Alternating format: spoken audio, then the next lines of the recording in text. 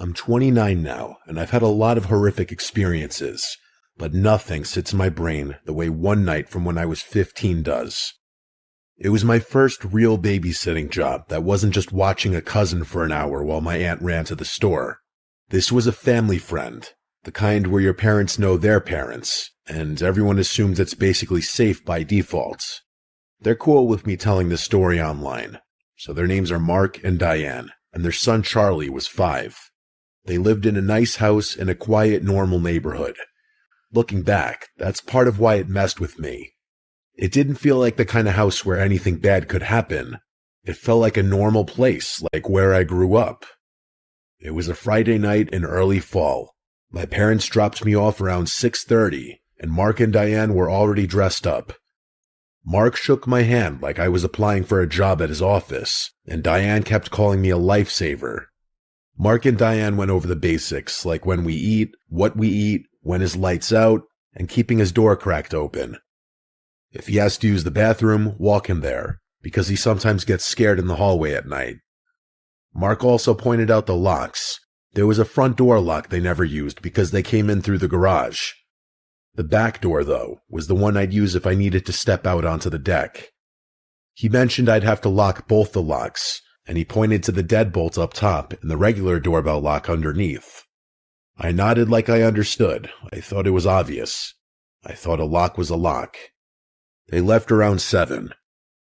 As soon as their car pulled away, Charlie asked if we could play board games and hide and seek. And the hide and seek I tried to talk him out of because the house was bigger than I expected, and I didn't want him hiding somewhere stupid and getting hurt. We compromised by playing a simple card matching game at the coffee table, then a video game on the little console in the family room. It was one of those kids' games where you basically just run around collecting stuff and the character can't really die. Around 7:45, I heated up the food Diana had left. It was mac and cheese and chicken nuggets, basically babysitter cheat code.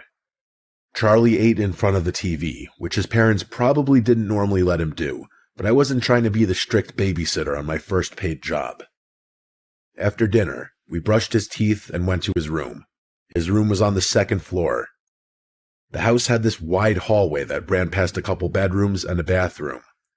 Charlie's room was at the end, and it had a small closet with sliding doors. Inside, from what I could tell earlier when he grabbed a toy, it was mostly little kid clothes and some storage bins on the top shelf. His room had a hamper in the corner by his dresser, one of those tall ones with a lid. There was a nightlight on his dresser that glowed soft yellow. I tucked him in and read him a short book, and as I was walking out, he asked if I'd stay in the hallway for a minute. I stood outside his door and listened to him rustle around for maybe 30 seconds. Then his voice went quiet, and I figured he was settled. I left his door cracked like they said. Diane had showed me the guest bedroom where I could hang out once Charlie was asleep. It was down the hallway from Charlie's room, closer to the stairs. It had a small TV, like a spare room TV, and a bed with a comforter that looked like it was never used. I turned the TV on and flipped through the channels until I found some random show. I lay on top of the bed, shoes off, phone in my pocket. It felt like the job was basically done, but that lasted maybe 40 minutes. I was half watching the TV when I heard soft footsteps in the hallway. I looked up, and Charlie was standing in the doorway of the guest room. He was rubbing his eyes and holding his stuffed animal. His face didn't look sleepy, though. He looked scared. I asked what was wrong. He didn't come in at first. He just whispered, "Chris." I motioned him over, and he walked in slowly, like he didn't want to turn his back to the hallway. He said he heard something in his closet. I tried to assure him it was likely a house settling noise, that houses creak a lot. He shook his head fast, saying no, it was more like a scratch. I still knew it had to just be typical toddler imagination. I told him there were no monsters in his closet and asked if he wanted me to check. He nodded, and I walked him back to his room. I turned his light on fully and looked at the closet. The sliding doors were closed. I slid one open and peeked inside. Admittedly, I took just a quick peek because I knew no one was in there, and I just saw a bunch of clothes. I even pushed some clothes aside like I was actually searching. I slid the door closed and saw relief on his face. I tucked him back in and went back to the guest room, but 15 minutes later, I heard footsteps again. This time Charlie came in quicker, and he was more upset. He said, "Chris, the closet door moved." I sat up and tried not to show annoyance, even though I felt it for a second. I tried to stay patient. I said, "Okay, let's go check." We walked back down the hallway, and when we got to his room, I stopped in the doorway. The closet door was fully open. One of the sliding panels was pushed all the way to the side. I stared at it for a second, its little drop, not because I thought someone was in there right away, but because it didn't match what I remembered. I knew I closed it. I looked at Charlie and asked why he opened that in a tone that would imply I'm not happy, but the way he swore he didn't, it didn't come across like he was lying. I walked over and slid the closet door shut, but the thing is, the way it closed, it didn't feel like it could have drifted open on its own. I gave Charlie a look meant to imply that I knew he was playing around with the door, maybe trying to scare me. I tucked him back in and told him he was fine and to go to sleep. I left the room, and on the way back to the guest bedroom, I caught myself listening for sounds behind me, like someone was walking in the hallway. I told myself to stop being stupid. I was 15 in a family friend's house on a safe street. About 10 minutes later, instead of footsteps, I heard Charlie call out. It wasn't a scream, but rather a shaky raised voice like he was trying not to yell but needed me. It came from his room. I got up and walked out.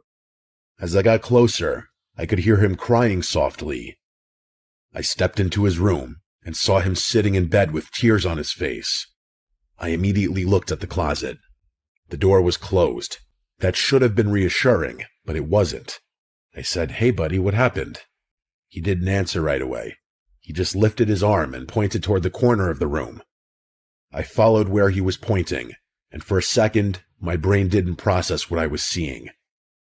There was a hamper in that corner, and behind it, pressed into the narrow space between the hamper and the wall, was a person crouched down. They were hiding, trying to make themselves as small as possible. The first thing I saw was a shoulder, then the shoes, then his partially hidden face, but I could see his eyes looking straight at me. The whole thing lasted maybe 2 seconds before my body reacted. I didn't scream. I simply decided it was time to move, so I grabbed Charlie with both arms, yanked him out of bed, and picked him up like he weighed nothing. I backed toward the door, never taking my eyes off that corner. The person surprisingly didn't move at first. They stayed crouched, as if they stayed still enough we'd forget he was there. I ran us toward the guest room and locked the door. I did my best to keep Charlie quiet as I called 911. I told the operator there was someone in the house. I gave the address and said I was babysitting, and there was a man in the kid's room. The operator asked if the intruder had a weapon. I said I didn't know. She asked if we were safe. I said we were locked in a bedroom upstairs. She told me to stay on the line. I kept expecting the doorknob to start turning or expecting the door to shake. The operator kept talking to me to keep me calm, asking me to describe the person, but I couldn't. All I could say was I saw the person's eyes hidden behind a hamper. The eventual sound of distant sirens getting closer was the first time I was ever relieved to hear police sirens in my life. The operator told me to wait until an officer came to my door and identified themselves. When the police finally came upstairs, one of them knocked and said, "Chris?" because I guess dispatch had my name. I unlocked the door and opened it, and 2 officers were there with flashlights. They looked past me into the room, then at Charlie. They had already done a sweep downstairs and didn't see anyone. They didn't have to kick the door down because the front door was wide open. They checked every possible hiding spot in the house. Whoever it was had left. They said based on the timeline, he probably slipped out fast when I ran, went down the stairs, and ran out the front door. When Mark and Diane got home, they arrived to the police cars outside and officers in their living room. A lot of emotions filled the room for sure.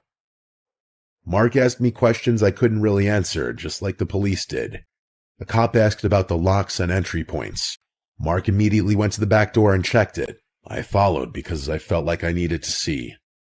The deadbolt at the top was unlocked.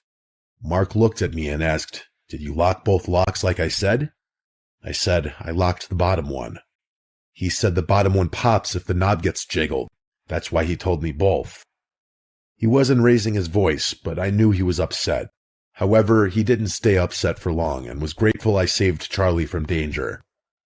The worst part is thinking about what would have happened if Charlie hadn't come to get me, if he'd stayed in his room trying to be brave while that person was in there, or if I'd been downstairs messing around on my phone, not paying attention, or if I'd told Charlie to go back to bed without checking. So to parents or babysitters or anyone out there who takes care of kids, don't always dismiss the things they say as just their imagination.